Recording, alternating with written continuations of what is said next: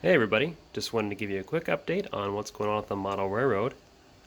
This is December 1st, 2019, and we have come a long way.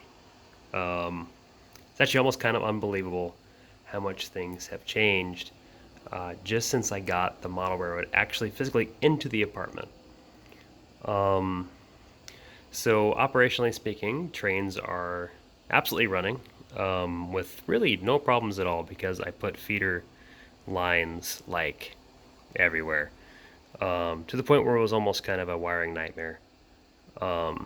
If you know me really well, you know that I absolutely cannot stand soldering, so I opted to go with Kato's pre-made power joiners, and they were an absolute lifesaver. They made a project that probably would have taken me a week, and basically made it take me about an hour.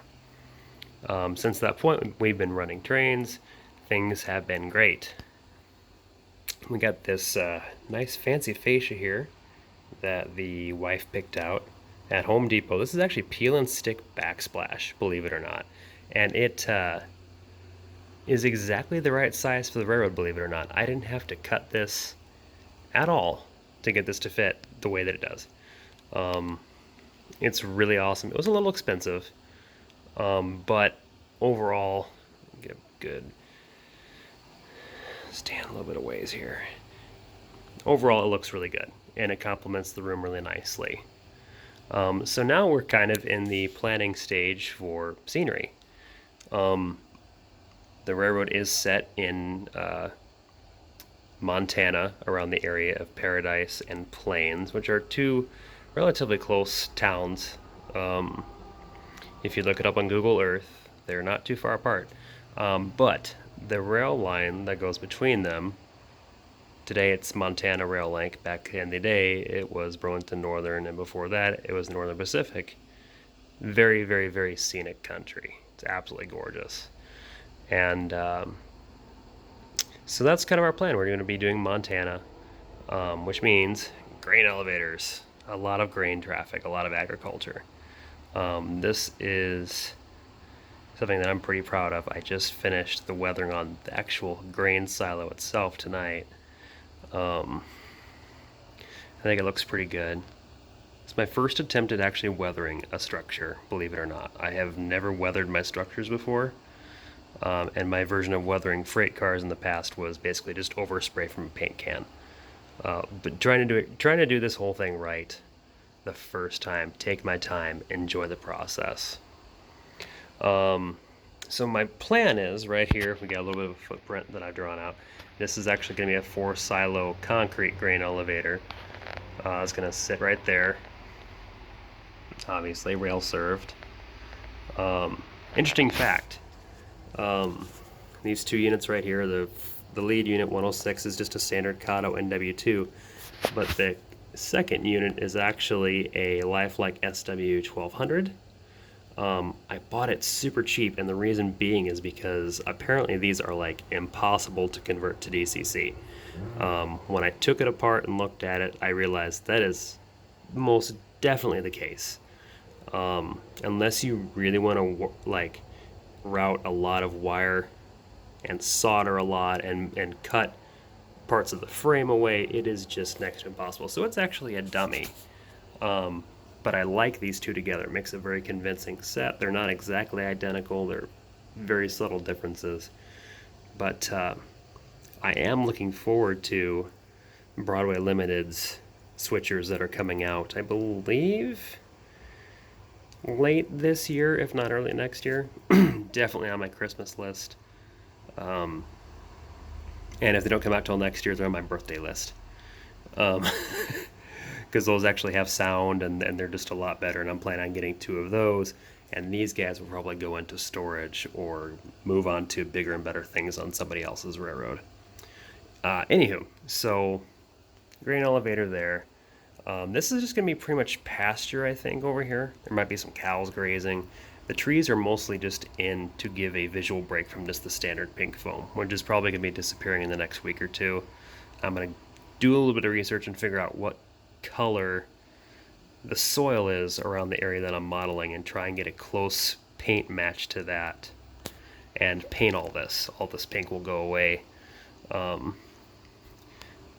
And we'll do that. And then also too, like this is the beginning of a river that I'm gonna have to pour resin into and all that fun stuff. Gonna have to finish this out a little bit more before I can do the painting.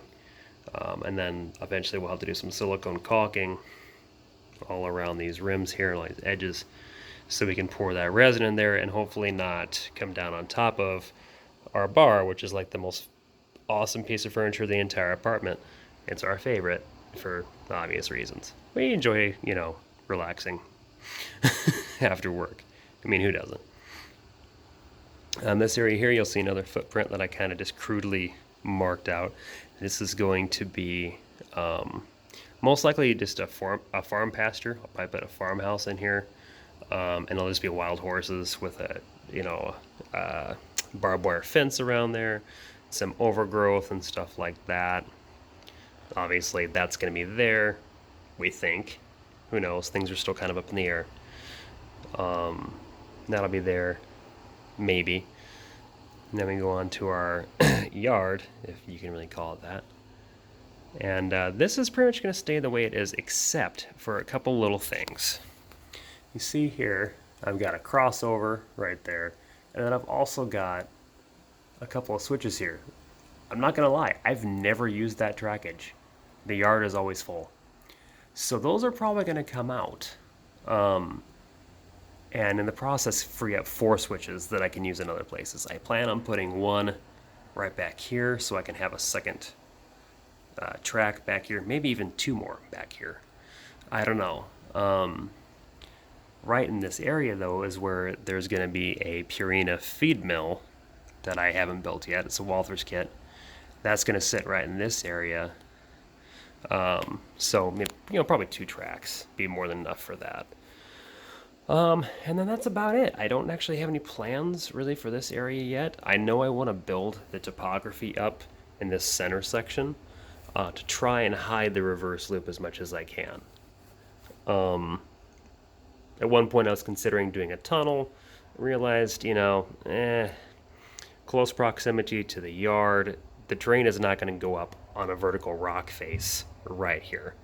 So more likely than not, it'll be a raised area with maybe a farm or something like that, and then a cut going through. So you won't be able to see the reverse loop in the back.